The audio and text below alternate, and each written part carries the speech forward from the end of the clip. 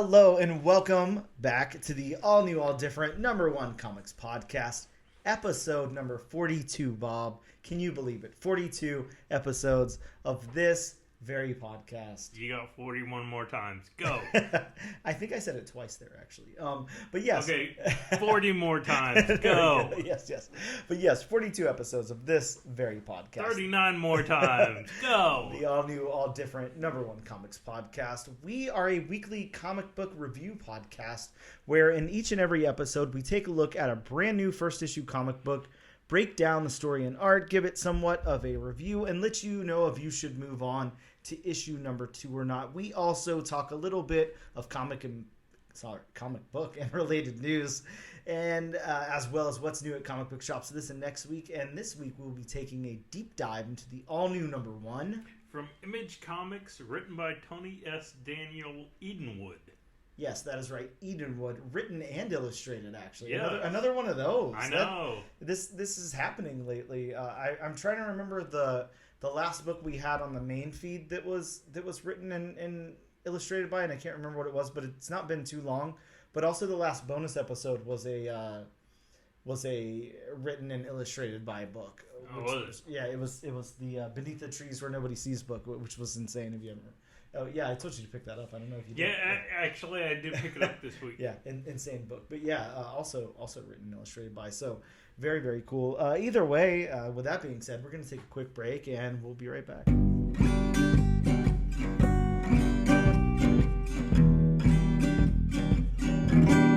And welcome back to the all new, all different number one comics podcast, episode number 42. Bob, let's get into some news. There's a little bit of news this week to talk about. No news is better than... Yeah, some news is better than no news. Let me say that again. No news is good news. Look, there's lots and lots of news sayings, that you could come up with. But news is news. That's my trademarked saying. That means absolutely nothing that I'm going to go with now. So on the news is news section here at the all new, all different number one comics podcast. This week, Scholastic announced that they're adding a new collection for their book fairs titled Share Every Story, Celebrate Every Voice. And Bob, if you can guess what this is, it is showcasing like banned books. So it's actually kind of cool. Scholastic's like fighting back a little bit. Yeah, I can see this being obviously, very controversial and stuff like that. Kudos to Scholastic. Yeah, and the schools can choose whether they want to include this or not. So they can't obviously make the schools include it, but they're trying. They're trying to say like, obviously what we all once said, like, keep your hands off our books. Like, banning books is historically a very, very bad thing. Nothing good ever comes out of banning books. So on that note, you just made me think of something. Sorry to cut you off. No, please. I'm sure you heard about this, but did you hear about the controversy of the movie that the teacher showed to fourth graders? No, I don't know if I heard about this. Oh, man. So, what is it called? I can't remember the name exactly, but how basically all these children's fables and movies are getting made by, I can't remember the company who's making them, but into like horror remakes and like very gory and bloody. Yeah, sure. So apparently they recently did a Winnie the Pooh. Oh, Honey and Blood? Honey and Blood. Yeah. And apparently, I can't remember what state it was in, but a teacher started showing it to a bunch of fourth graders. And it got to the point, I was reading the article, where some of his students were even telling him to turn it off. This is uncomfortable to watch.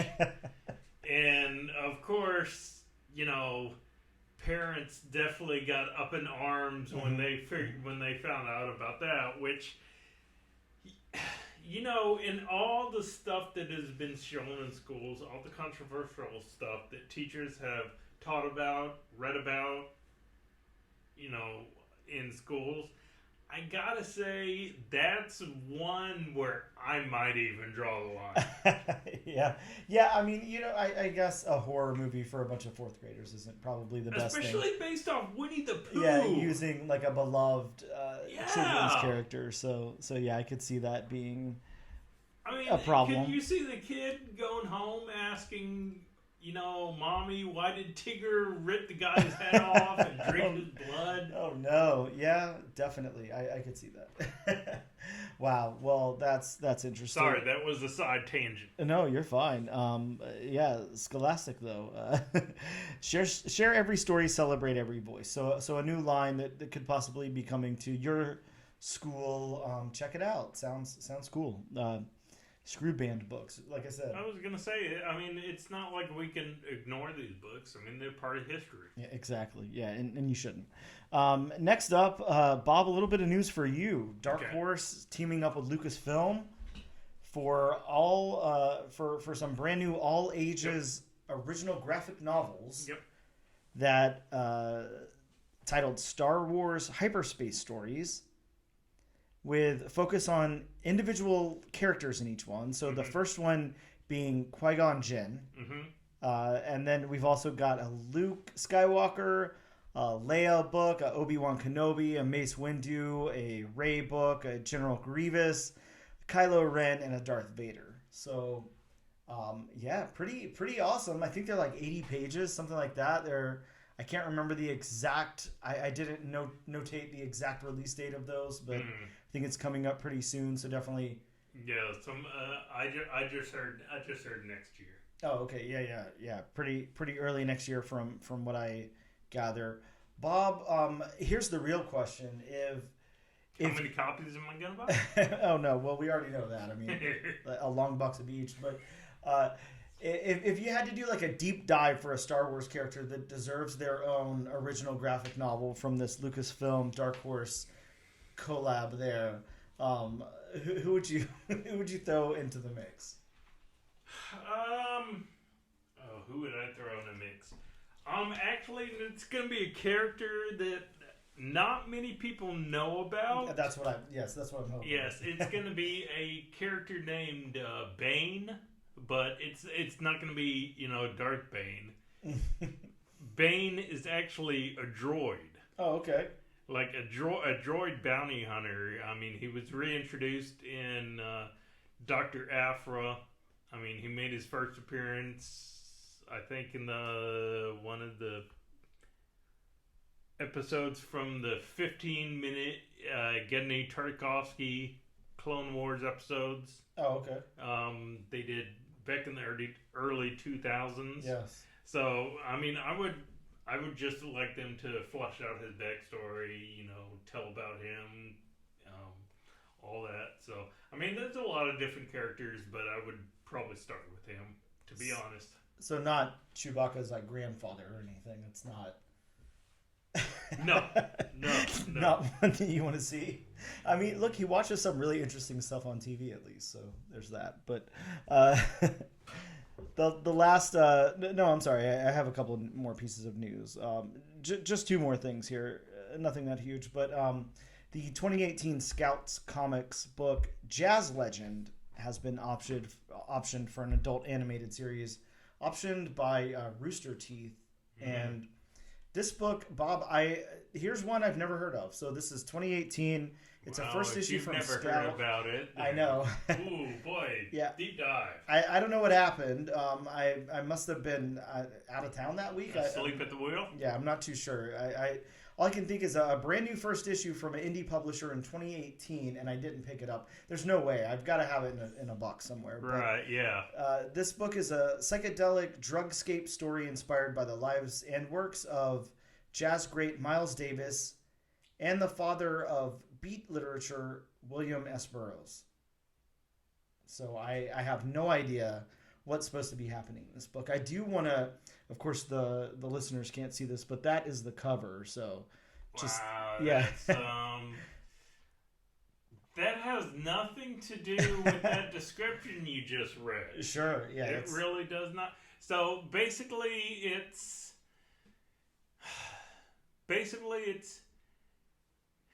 Jazz meets Burning Man. I guess so. Yeah, I'm not too sure. I don't even know. This was written by J.C. Lasik, I guess is how you say his last name, and art by Vasco Darte is how I'm going to say that person's name. But yeah, completely under my radar, so not anything I was aware of. But if you own that book, then good for you. If not, maybe start hitting the dollar bins and see if you can find a copy. Mm-hmm. My last little bit of news, Bob, Marvel is coming to Magic the Gathering in 2025. So Really? Yep. Huge crossover there. No word yet if Magic the Gathering, if this will take place in the comics at all, but at the very least, there will be Magic the Gathering sets and everything with Marvel characters. So look forward to that in 2025. Got a little bit of time to plan that out there. Start your game. I don't know how you play Magic the Gathering, so I'm not too sure. So I just wanted to add a little bit of piece of news. Yeah, please. Just in case anybody hasn't seen it yet. So it looks like there might be some bad news on the Jonathan Majors front. Bad as news. King the Conqueror. So apparently his legal troubles have hit a snafu. The motion to get the charges dismissed was denied by the presiding judge. So it's not looking good for Jonathan Majors going forward in the MCU, which is definitely going to throw him monkey wrench into the works because he was supposed to be, the main baddie for the next Avengers films and such. So, but again, it deals with a character who's a time traveler, so I mean they could definitely, do workarounds on it. Oh yeah, absolutely. Yeah, there's a way to make that work. That's for sure. Well, that's disappointing to hear. Yeah. I don't know. Whenever those kind of allegations or whatever come out, it's not like it puts you in a weird place because if you like the actor, or you like the person or whatever, you kind of just hope that somebody made it all up or something. I mean, I guess that's the best you can hope for, but except for Ezra Miller. Yeah, well, yeah, but yeah, I think at this point doesn't seem like that's the case, and yeah. Well, I'm still holding out hope myself that, all this goes away. A lot of it was more fabricated than people knew about, and there's a resolution to this. But considering how often, Marvel makes movies, yes, this just doesn't bode well. Yeah, completely agreed. That sucks to hear. Another thing that I want to discuss in the news section, I just thought about it. I meant to put this in my notes here, but I didn't. And it's not much news, really, just maybe more to discuss amongst the two of us or whatever. But of course, the Marvels film is tracking like really, really low. There's a lot of bad press about the Marvels right now out there, and sadly, just a lot. I think we've touched on this before, but a lot of people saying that they're skipping it for whatever reason. I can't imagine why you would want to, skip a movie. I don't know. For something that you're interested in, but whatever. People have their own reasons to do things, I guess. But also, kind of disappointing to hear. I'm actually really looking forward to this one. I really, really like Iman Vellani. Like, I really like Brie Larson a lot. So that's two actors in this movie that I really, really love, and I love the Miss Marvel stuff. So I will definitely be going to see it. I can't wait for it. I'm really stoked about it. But yeah, it just looks like it's tracking so low, and I don't know. Well, and I hate to go down this road or even to put a foot down this road. Because it's such a slippery slope, and I just don't like talking about this. But there, in a lot of movies we've seen lately, there might be I don't want to say gender specific reason why it's getting a little bit of hate.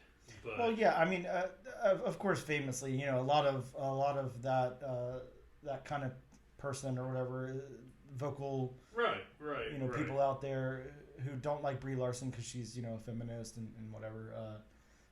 Well, that's one reason, but Sure. I'm not even going to go down Yeah, that yeah. road. No, I'm not no even fun to going talk to. about that. I'm not even going to lead that. I'm not even going to lead that to go anywhere. Yeah, exactly. But yeah, just sucks to hear. I hope it's a really good movie, and I hope that that you know the people that do go to see it really love it, and then it gets like good buzz and whatever. Because I can tell you one thing, Bob. It's gonna be way better than Killers of the Flower Moon. I already know that. So. Way better. Just like Taylor Swift's movie is slaughtering the Martin Scorsese movie that's in theaters. So and will continue to. So thank you, Taylor Swift, for that. Much appreciated. Well, with that being said, we're going to take a quick break, and we will return in a moment.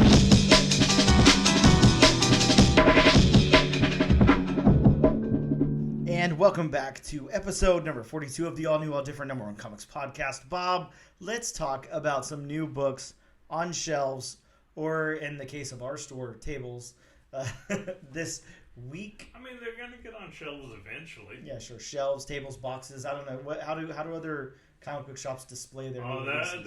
that would suck. Yeah. Oh, yeah, flipping through a box. Yeah, it would. Yeah, that wouldn't be any fun. Hey, to get your new comics, you got to flip through a box. yeah, exactly. Yeah, we've got some new books out this week. Some new books to talk about. Look, I'll say this: my pool was huge this week. It was like 40 plus books. Whew. I think whenever I average it out, I average 32. So this was well above average, and you know, throw a couple of incentives in there as well. This was a pretty big week for me. But as far as like notable books, there's not like a whole lot to talk about. Not a whole lot happened this week, at least that we know of yet. I've only read one of the books that I picked up so far, so that's yet to be seen. But with that being said, you still got time. Email, call your local comic book shop, get out there, whatever. If any of these sound appealing to you, Mail a letter. Yeah, please. I'm sure. I'm 100% positive your local comic book shop. How do you say that word? Provider? No, come on. Purveyor? Nah, there's another word that starts with a P. Proprietor. Proprietor. There we go. We're making words happen here on the podcast. Proprietor. Your local comic book You shop. didn't know we were also a language podcast. Well, Bob's the teacher, I'm the student. But yeah, your local comic book shop proprietor would love to get these into your pool box if you hit them up, I'm sure. But for Marvel Comics, we have Amazing Spider-Man, issue number 36, of course. And this current run of Amazing Spider-Man, this Zeb Wells written Amazing Spider-Man. And this one has a first appearance in it, Bob. Not a possible first appearance? No, it's a solid first appearance of the Repossessor. Is that who that is? Repossessor. Do I have that correct? Oh my God, the Repossessor. Are we going back to the 90s here? Yeah. So I don't know. I mean, something's getting repossessed here, Bob, and I don't know what it is. You know, just fun fact before you go on. Yes. So I've mentioned on the podcast before that I'm a professional wrestling fan. Yes. I've been since I was 4 years old, so a long time. Yes. But there was actually a character, gimmick, because at one time everybody in the professional wrestling industry, especially the WWE, had a profession. Yes. But there was actually a wrestler named the Repo Man. Oh, wow. And he would go around and repossess items. I like that. That's kind of fun, though. I don't know, like, how, with all the lore of, like, the WWE and what was the other one? WWF? From when we were... No, it's the same thing. Oh, it's the same thing. Okay. Well, there was, like, two, right? Oh, okay. Yeah, when we were kids. yeah, with all like the lore and everything, and all that, and all those characters and everything, how they just don't have like a shared universe comic book, like where it's got. It would just be so fun. Like, why not? You got all those cool, Undertaker, Macho Man, Randy Savage, Hulk Hogan, like all these just fun characters. Now WCW is basically. Well, WCW is WWE because they got bought out in the early 2000s. They just changed one of the letters, so. Pretty much. Well, yeah, I'd love to see that. That Ric Flair book from half a year ago or something was really cool that came out. Either way, next up we've got Captain Marvel #1, new volume of Captain Marvel, the first appearance of the Omen, a herald of the undone, and the first appearance of Yana Yang, a thief in possession of negabands. So yeah, definitely few first appearances there. Definitely check that out. Those negabands get around, don't they? They sure as hell do, and they're a good thing to have. So if you can get negabands, get them. Next up from Erica Schultz, really, really cool, amazing writer who we talked to here on the podcast just a little while back. And she talked about this book coming out as well. This is one shot, Hallows Eve, The Big Night. Bob, the cool thing about this one is Hallows Eve had been utilizing these different masks, like mummy, werewolf, Dracula, a witch, things like that. Mm-hmm. But now she's got some Avengers specific masks coming up in this title here. Really cool, and this is a Halloween themed book. On the cover there, she's got a Thanos mask.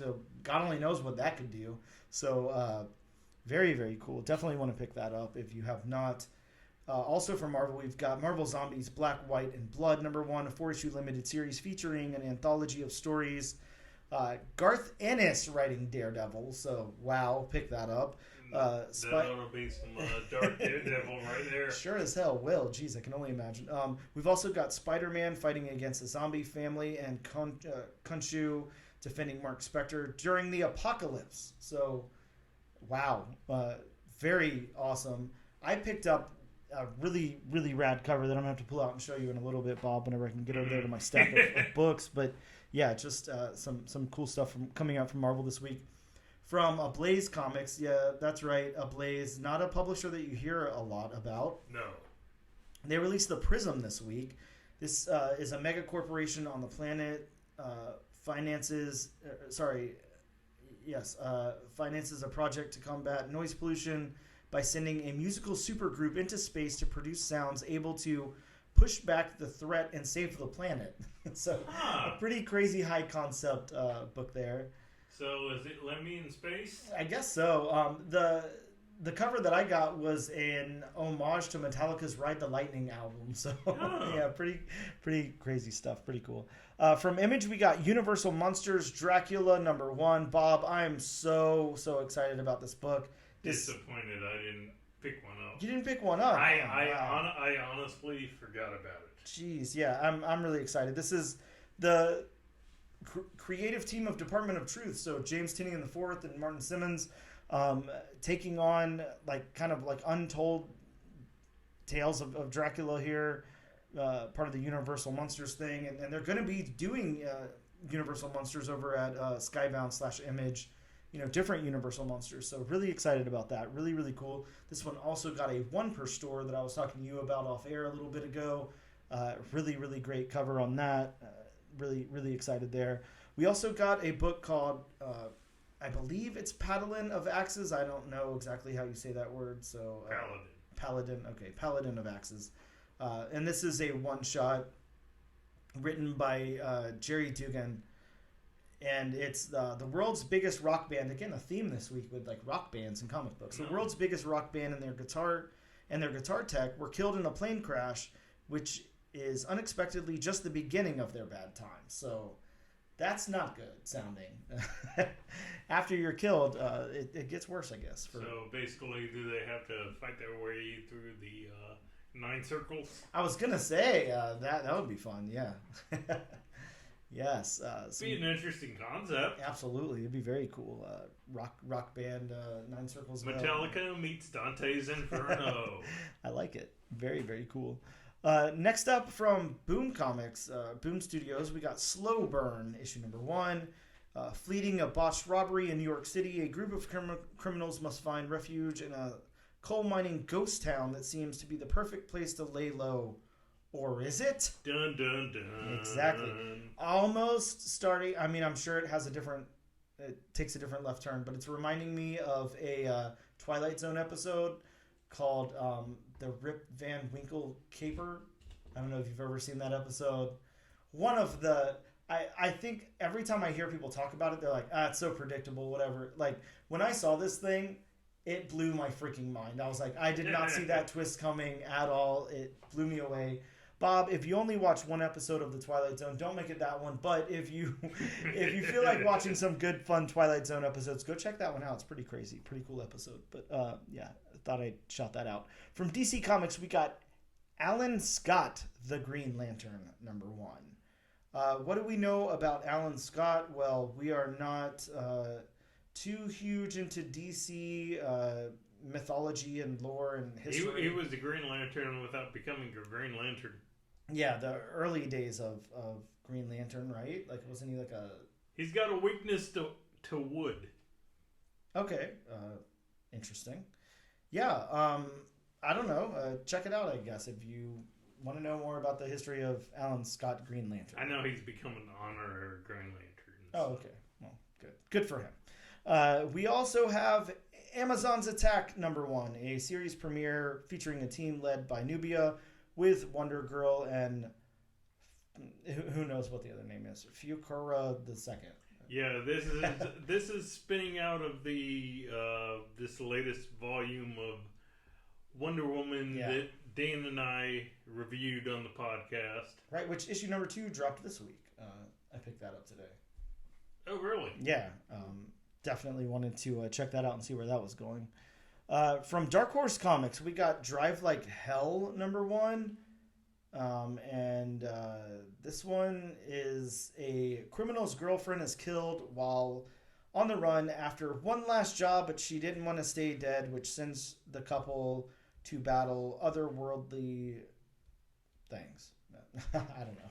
Very interesting concept. Yes, exactly. Some very interesting concepts this week. I'll give it that.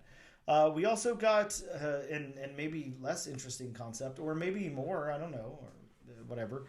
We got Giant Robot Hellboy. Did you see this one? Of course I heard about it because it was on the solicits for the past week, but sure. I have no idea what it's about. It's got a great cover, I'll give it that, but a massive mecha Hellboy is on a mission for mysterious faraway islands, but the island might just put up a fight of its own, as it says. So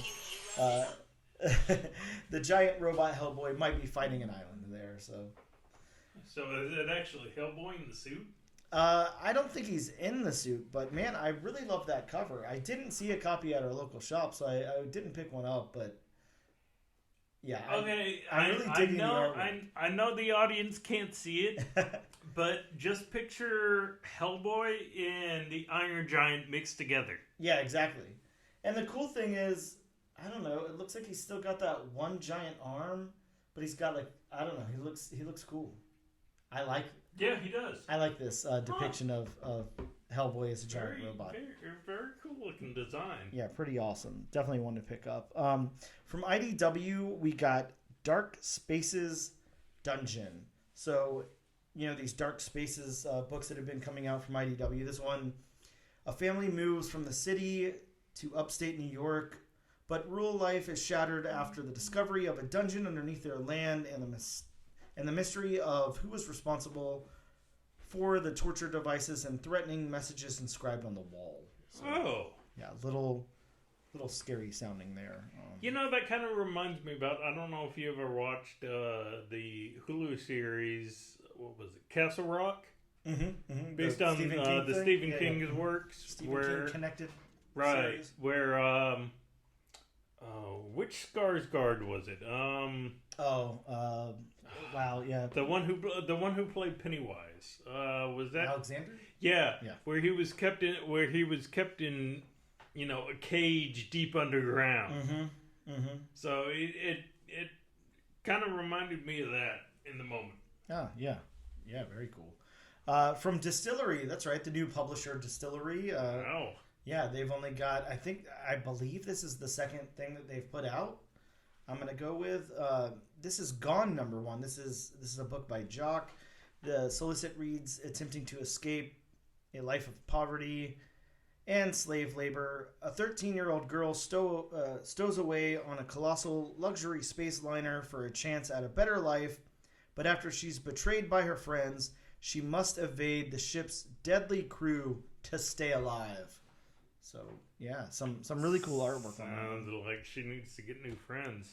Yeah, after that, definitely needs to get some new friends. That's actually the book right there, Bob. I didn't mean to pull it out, but it's Peach Momoko variant cover. Oh, so it's an oversized issue? Oh, yeah, all the Distillery books are that large. They're like magazine format. So, Wow. yeah.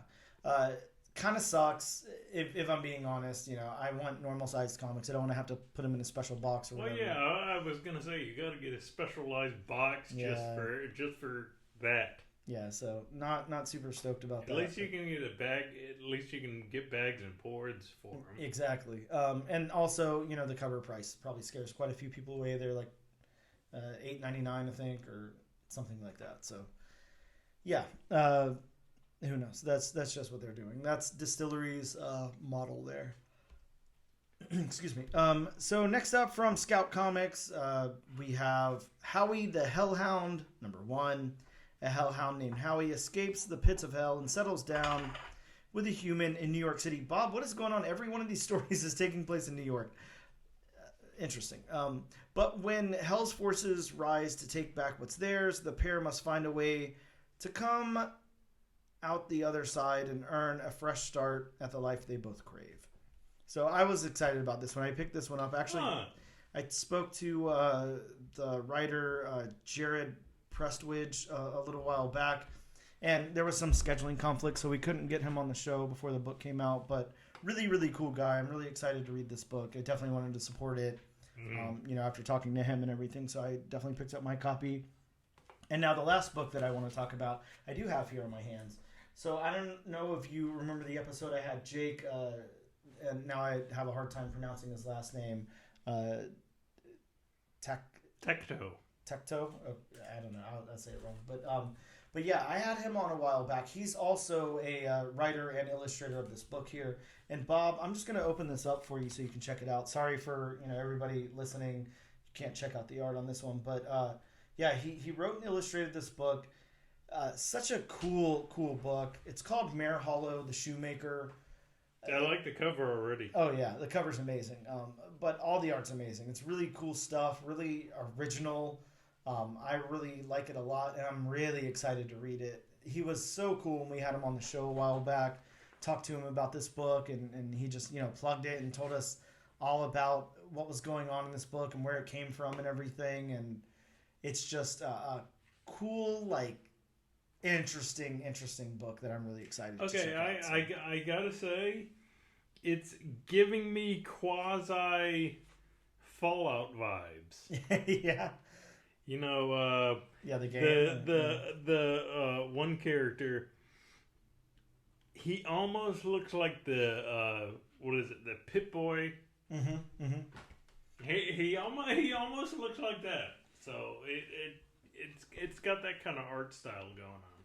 Yeah, this one's just cool. I'm very excited to read this. This is at the top of my list. Of course, I had my obligations today and had to read the book for the podcast. But right after that will be my next book that I read today. So very excited to check out Mare Hollow, the Shoemaker. Make sure that you guys check that out in your local comic book shops. Support Jake because he's got some really cool stuff going on. If you check out his Instagram and stuff, you see how cool this guy's artwork is and everything, and his unique perspective on storytelling. But yes, please check that out. Make sure you guys add that to your pool so your local comic shop gets in the subsequent issues and everything. With that being said, we're going to take a quick break, and we will return in a moment to talk about Edenwood.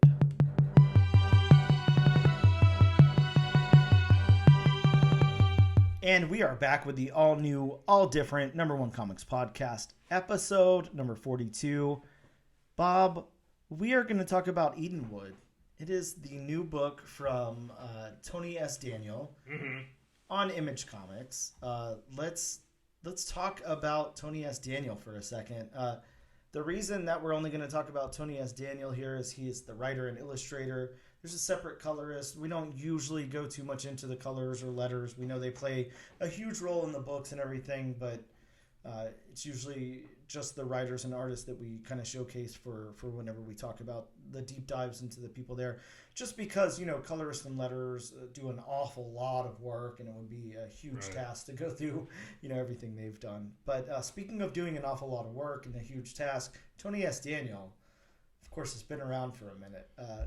Tony S. Daniel has written on Batman for a lot of issues. I think, probably like over 100 issues or something. It's got to be over 100. Lots and lots of Batman. So you've definitely read Tony S. Daniel if you've read Batman. If you don't think you have, you're a DC fan, you have. Yeah, you definitely have. Also, Teen Titans, a pretty big run on Teen Titans there from the... What volume was that? The third volume? I don't know. Second, third. Yeah, something like that. Whatever. The one that was started in 2003. So what's that? New 52 territory. Yeah. Right? So second, I guess. His big to me. Not being the hugest Batman fan. Not that I hate Batman, but I'd rather read other stuff. But you hate Batman. No, God, I don't hate. Is Noctera. Noctera is my favorite Tony S. Daniel book that I can think of. It's such a cool book about, the world plunging into this everlasting nighttime and all the beings that inhabit it and all of that and ways to stay alive and everything. Really, really cool book if you've not checked that out. I love that book. It's amazing. Also worked on Deathstroke, on X-Force, on Detective. Had a book from Image called The 10th for a little while in the late 90s there. Just some really cool stuff from Tony S. Daniel. Superman, Wonder Woman, Justice League, wrote on Spawn a little bit. Or, sorry, maybe didn't write on Spawn. I don't know if he wrote on Spawn or... he penciled on Spawn. So, yeah. Guess I should get my facts straight before I speak. But if you remember that book Damage from DC from a few years back, the Damage, the Incredible Hulk, Jason. Yeah.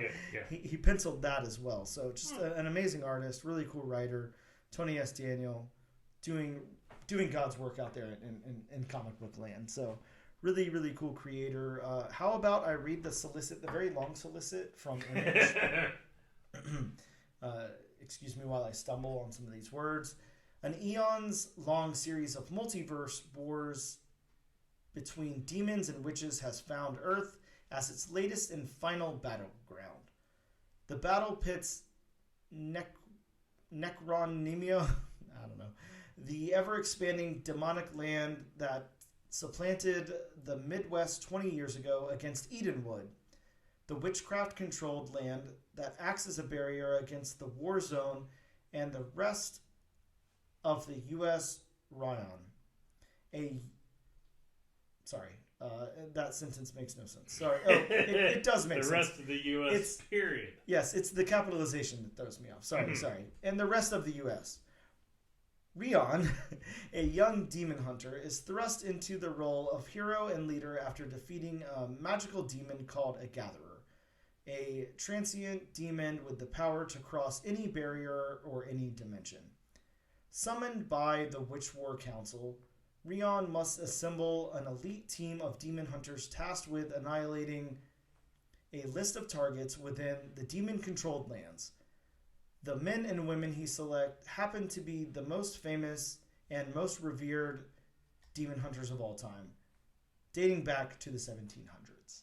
So this is just a huge concept here, and the way it's played out in this book is also huge in scope and everything else. So very intense. I'm going to go over my, what do I call these things, Bob? My synopsis. There we go. I sometimes, words are hard. Well, sometimes, saying solicitation and then synopsis, they both start with an S, Bob, so I get messed up. What can I say? Point taken. Words need to be far apart in the alphabet for me to get them right, is all I can say. Edenwood opens with its group of kids in William Bay, which is 1 mile from the Edenwood barrier, as they search for Adelia's dog. And they split up and search. We meet Adelia's boyfriend, Rion, and Adelia finds her dog with no flesh left on its bones. The kids are in the middle of a battleground as they search for one another. Rion then wanders into a scene of battle and is attacked by a demon.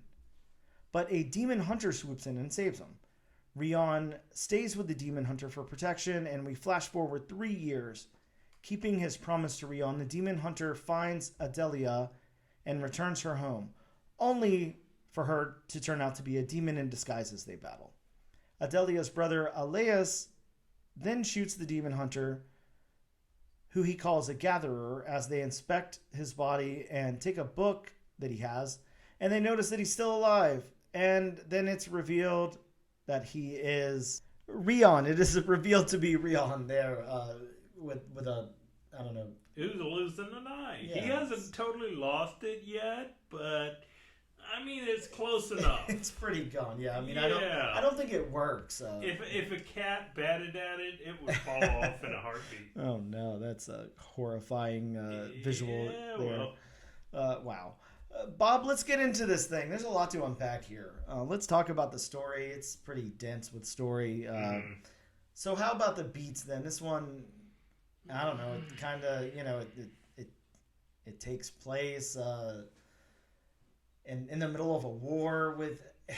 I mean, when I first read it, I was kind of thinking these are like kids. I mean, they're not really kids. I guess they're like teenagers or something. But like, kind of playing in the woods.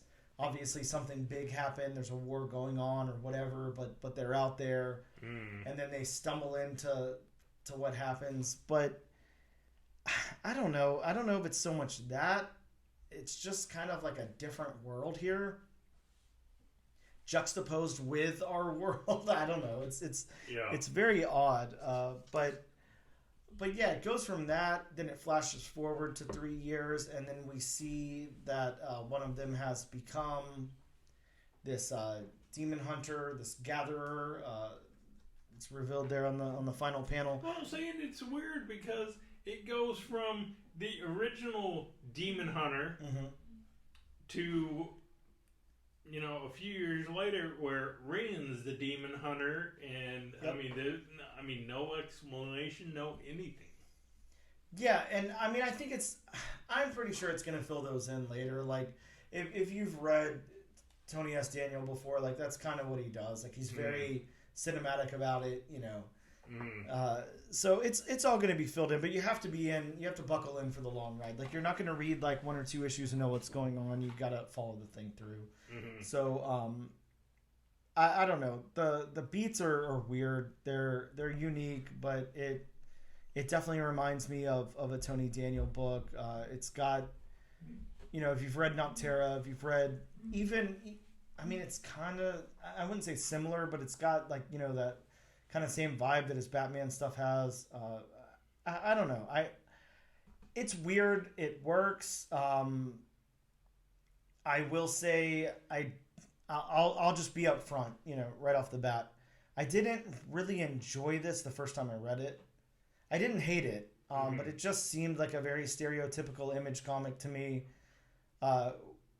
where the concept is there, the execution wasn't quite there, whatever.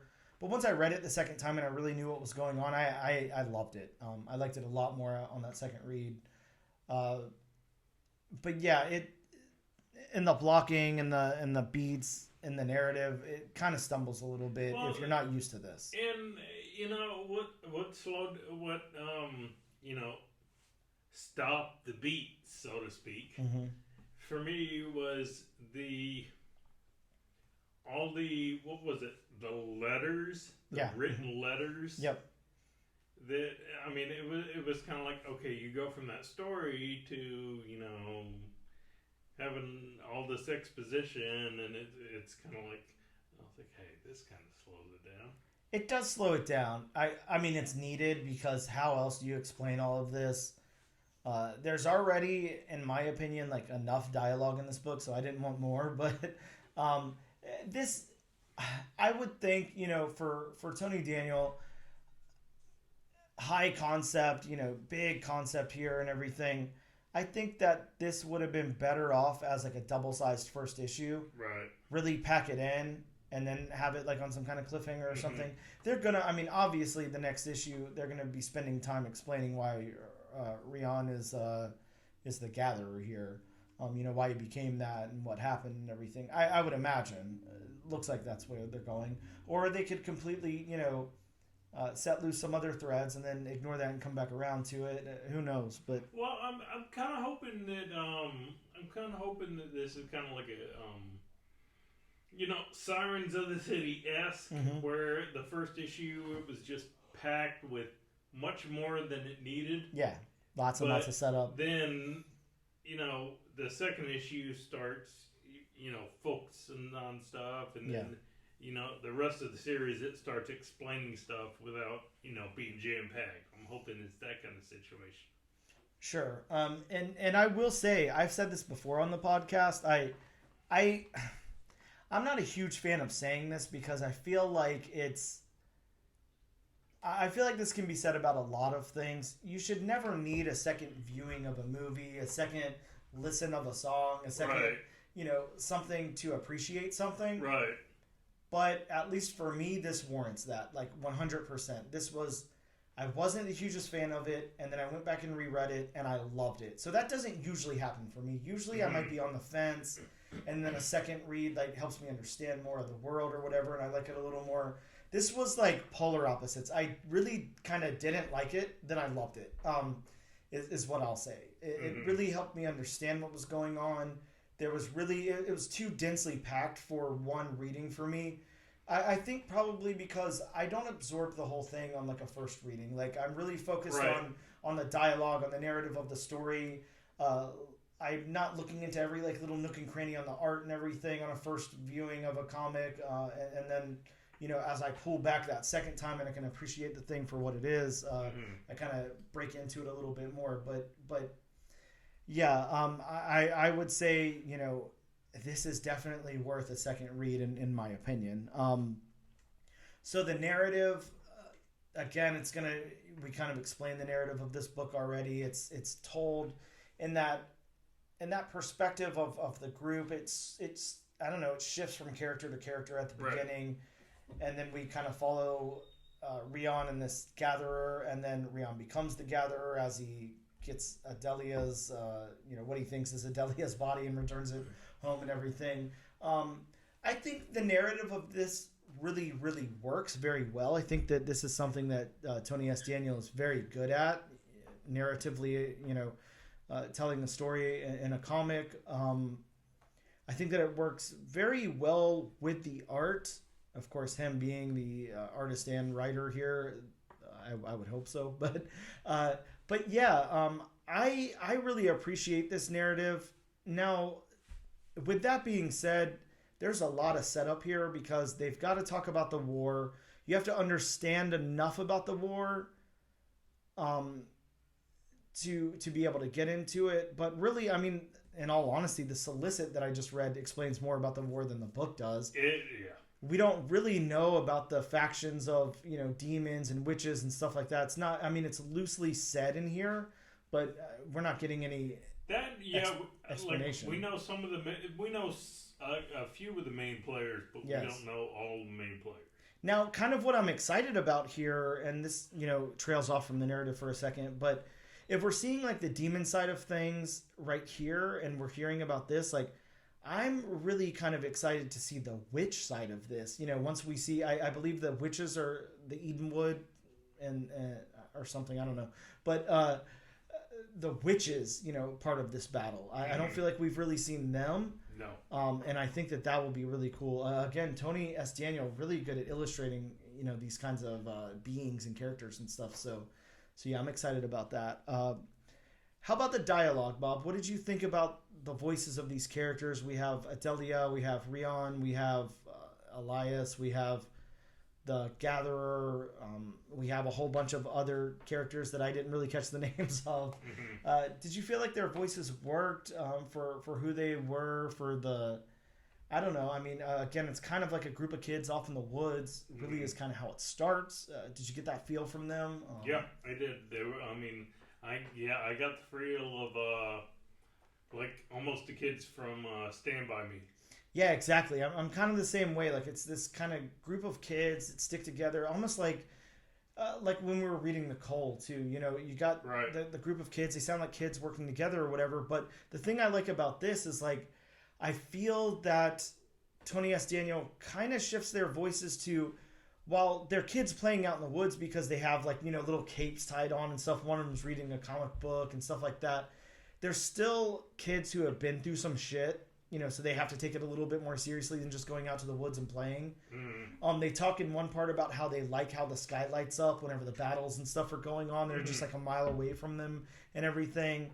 Just pretty cool. Again, like, really cool perspective. I really like it a lot. I appreciate the dialogue in this, and I think that it works very well. None of it's pretentious, which I was kind of scared of whenever you get into really high concept. Sometimes you can kind of treat your readers as stupid or something. Yeah, you know? like dumbing down. Yeah, exactly. Yeah, there wasn't any of that. I was really able to understand and comprehend all of this.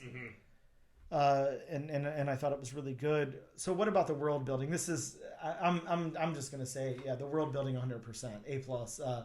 This is a whole built up world that takes place like in our world, but not. I like it a lot. I think that this is a cool world. I mean, to me, it creates a big world. Yeah. In not a big world. Yeah, exactly. If that makes any sense. Yeah, it makes sense to me. Yeah, I mean, I could see where somebody, you know, who hasn't read the book yet, that probably won't make much sense to them. But yeah, definitely, I agree with you. It's a big world, big concept, but it's very localized too. It works in both ways. But yeah, very very interesting. Really cool world building. So how about the art then? Again, we're kind of grading Tony S. Daniel on all things here. This is really his project, other than, you know, the colors, which were we can credit those to J. David Ramos, and then the letters are by Nathan Kempf. But yeah, the character designs, I'm gonna go with, I don't A++. You know, the character designs are very good here. I really love them. They look wonderful. The kids, the human characters look great. The Gatherer looks metal and awesome. The demons look insane. Tony S. Daniel can really do some demonic, crazy looking stuff. I love every character in this thing. I love the way they're depicted. I think that they all look pretty metal. It looks pretty awesome. I don't know about you, but the Demon Hunter, the original, actually looks like Guy Fawkes. You know, the Guy Fawkes mask? Yep, V for Vendetta. He's got that pencil thin mustache that kind of curves, and then he's got that little soul patch underneath. Yep. Yeah, exactly. That's right when I saw the design, I'm like, is he going V for Vendetta? And now you guys can't see Bob, but Bob actually has the same facial hair. He's got that pencil thin mustache and the little soul patch. So no, I wish I could pull up that. I wish I could get my mustache. I actually had a friend who could get his mustache to do that, and it's like, that's a lot of product and tweezing to do. Yeah, well, but yeah, very cool character design here. I think the characters work really well.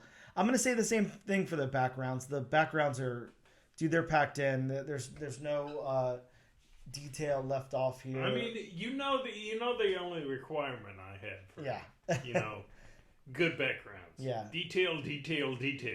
And these backgrounds are beautiful. You know, they're out in the woods. There's lots of wooded stuff going on. Whenever we get to the kind of battlefield area that what's his name, Rion goes to, the kind of snowy area with the soldier.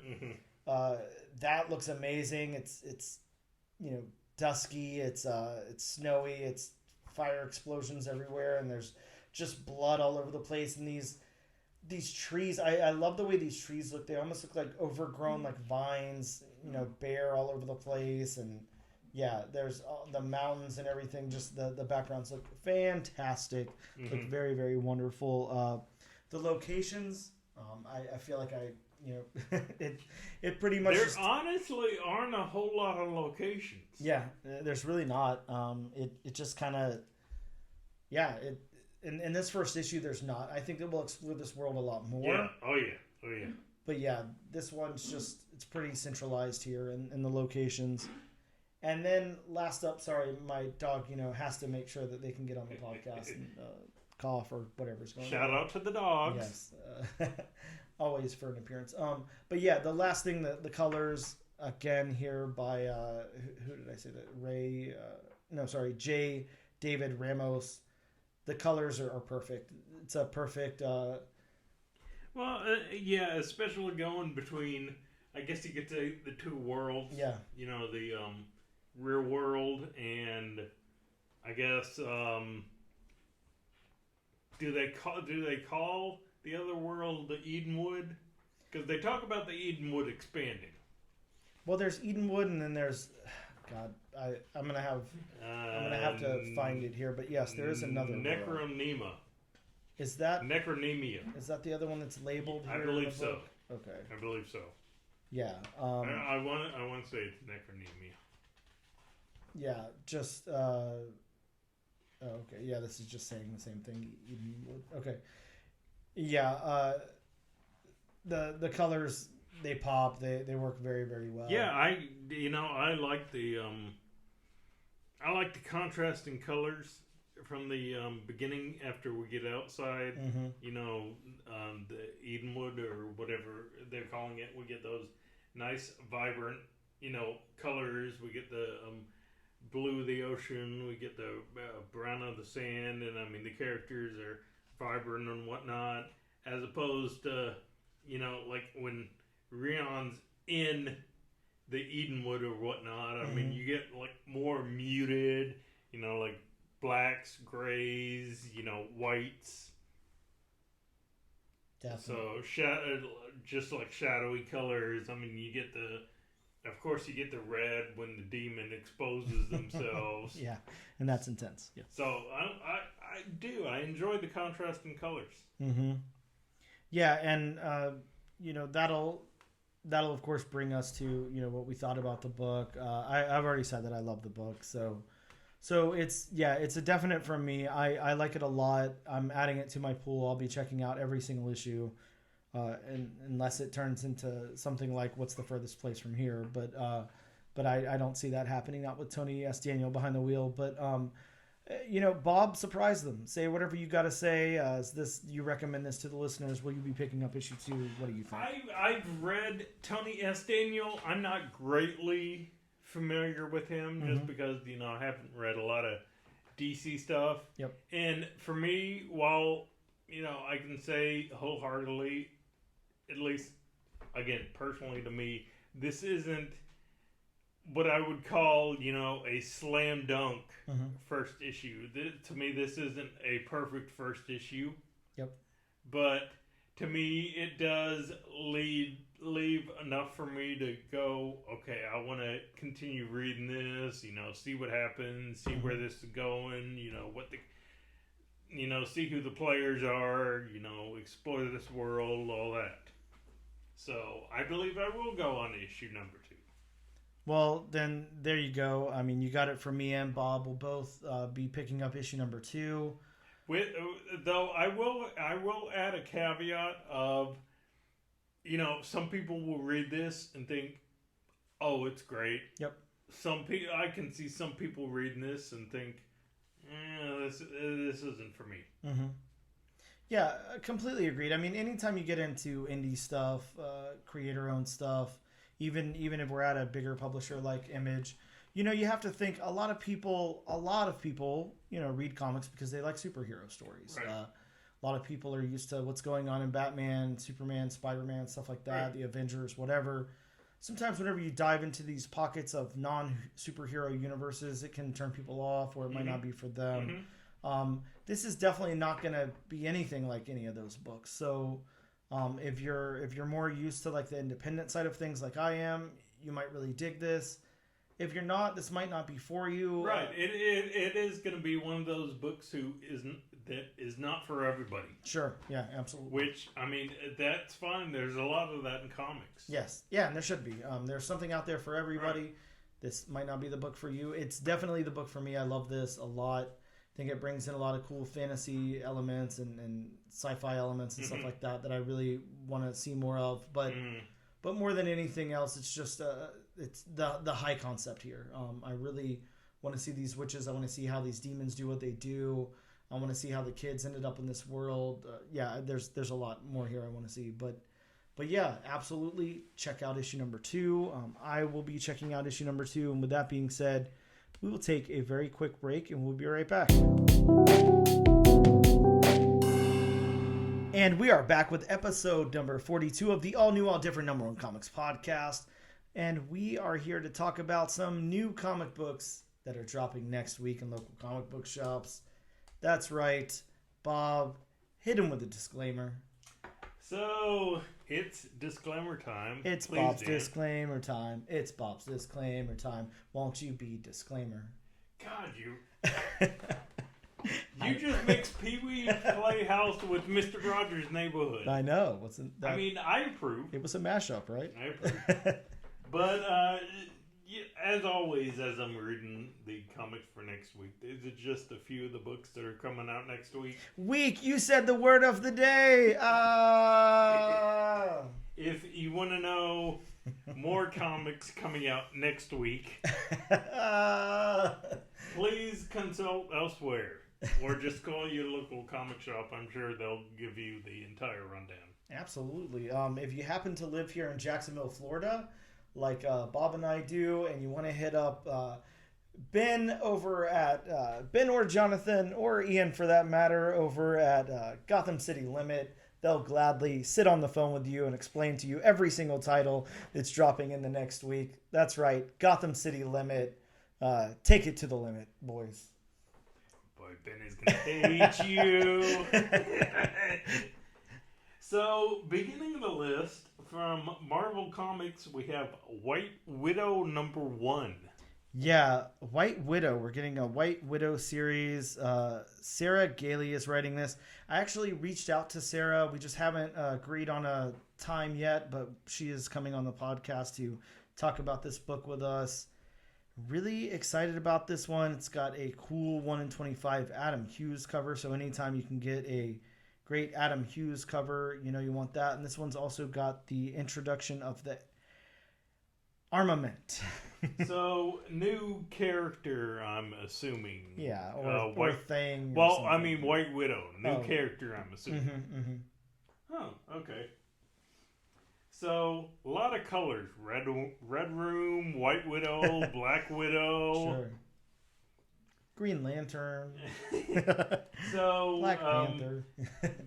going down a different direction from Ani Press, Faceless in the Family number 1. Yeah, this one, a nomad simply known as Faceless and a group of fellow wanderers attempt to survive the wasteland of their home plane.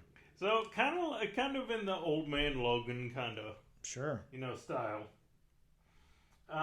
Again, going down another different road, AWA Upshot, we have Red Light number 1. Yeah, this one has a gorgeous cover on it. It does.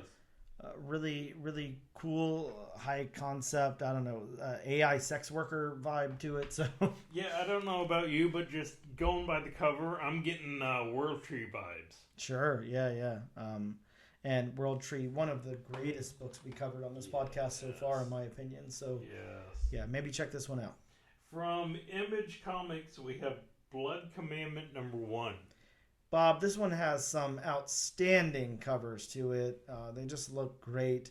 The main cover looking like a old 80s like a VHS horror movie or like a Stephen King novel or something. Yeah, just amazing looking. I would definitely check this one out if I was you. I would too. I mean, just looking at the cover, I'm going to check it out just for the cover. Yes, absolutely. Going to DC, we have Batman, Catwoman, the Gotham War, Scorched Earth #1. That was a mouthful. This one's the crossover event conclusion to the Gotham War there. Excuse me. Oh, it's concluding already? I guess so. I mean, It seemed Wow. like it only had a couple of issues, but I know it did. I stayed out of it, so I didn't want to get involved in the war there. But yeah, I mean, it's Batman. yeah, Batman and Catwoman. Staying with DC, we have Return of Superman 30th Anniversary Special #1. Bob, this one's revisiting the death of Superman from 4 different perspectives. Yeah. And it's got a cameo or mention of a new villain. Wow, that is very vague. Yeah, that's... Cameo or mention. So I'm guessing the 4 different perspectives are who were the people who took over the position? What was it? Steel, Superboy, and what's the guy with the 3 glasses?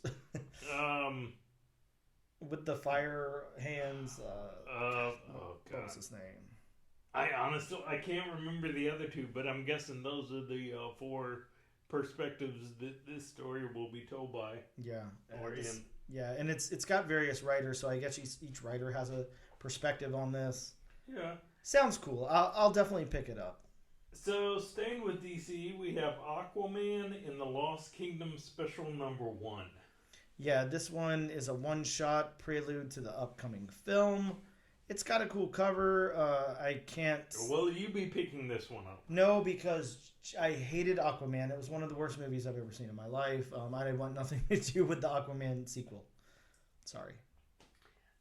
Going back to Marvel for a moment, we have Spider-Boy #1. Yeah, Spider-Boy, the first solo series featuring Spider-Boy. It's also got the first appearance of Bob. I know you're going to love this. I love this. A new villain named Gutterball, who is a bowling-themed villain. Oh, wow. Yeah, so, I love this. What kind of villains haven't we gotten? I mean, we've gotten a guy who shoots ketchup and mustard over at DC. Yep. We have a... What did you just say? With bowling balls? A bowling-themed villain? A Gutterball? Right. I mean, we have a sportsmaster over in at DC who's, basically an Olympic-class hero who, uses javelins and bats and such. I'm excited for this one, and I'm hoping that all of Spider-Boy's villains are like super campy, weird characters. I'd love to see, I don't know, somebody like 8-ball or something shooting foul ball, full balls at them and things. Baseball themed villain, foul ball. Oh yeah, it could be all over the place.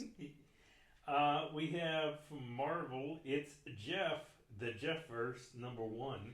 This is collecting the stories from the digital series of Jeff the Land Shark. Really, really fun stuff. Pet adventure style. Just cool, fun stuff from Kelly Thompson there. Right. Absolutely picking that up. So this is definitely a good speculation comic. We have Ultimate Universe #1. Yeah, this is a one-shot that will launch a new line of Ultimate Universe titles. And Bob, I don't know if you see the upcoming Marvel previews here, but of course we have the new Ultimate Universe. We have the Ultimate Spider-Man, the new Ultimate Spider-Man. I'm excited for whoever the new Ultimate Spider-Man is going to be. It's a mystery for now, but I'll be picking up each and every one of these titles. I would hate to miss out on what could be Miles Morales Part 2 or something. That is true. And finally, from Dark Horse Comics, which Dan alluded to this earlier in the episode. Sure. We have Star Wars Hyperspace Stories #10. Yeah, this one's got the first team appearance of the Bad Batch in story. Which, of course, if you're a Star Wars... Had to yell there. Yeah, it took me by surprise. Which, of course, if you're a Star Wars fan, they released a Bad Batch TV series on Disney Plus. Yeah, the Bad Batch, and they're here in the comics. So, definitely check that out. The cover art looks cool, too. looking really awesome. And those are the books that are coming out next week. Of course, like Bob said, make sure you hit up your local comic book shop to reserve a copy or 2 or 10 of those. And like I said, if you happen to be in Florida, make sure you hit up Gotham City Limit. Give Jonathan, give Ian, give Ben a call. Let them know that Bob sent you. And oh, come on. I still want to shop there. hey, we're just looking for that extra 5% off of our comic books, Bob. But yeah, stop by Gotham City Limit in Jacksonville, Florida for all of your comic book needs. And more than your comic book needs. Sure. It's more than a comic They've shop. got everything. Take it to the limit. We'll be right back after this brief break.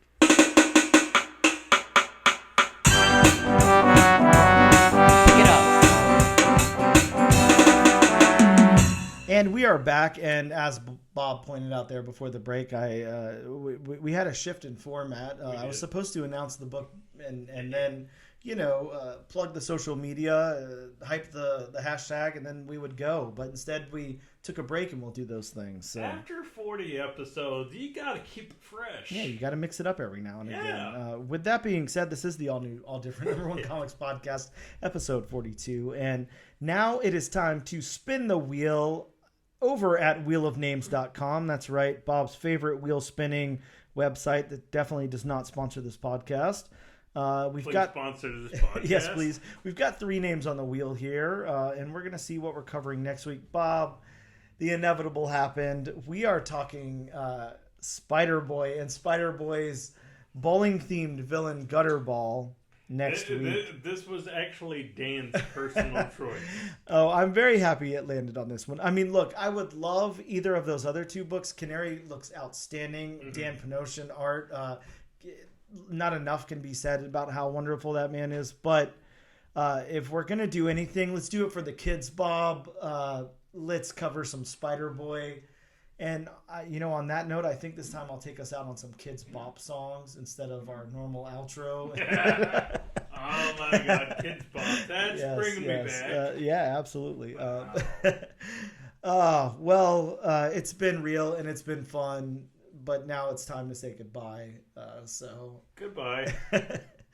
Make sure you check us out on social media. We're on Instagram at ANAD_1 Comics Podcast. We are on X. That's right. Bob's favorite social media of choice, X. ANADNO Comic Pod. You can also check us out on TikTok at ANAD1 spelled out 1 Comics Pod. You can also check us out on YouTube under the Comic Book Channel. This week and every single week, we love to give away a copy of the book that we're covering.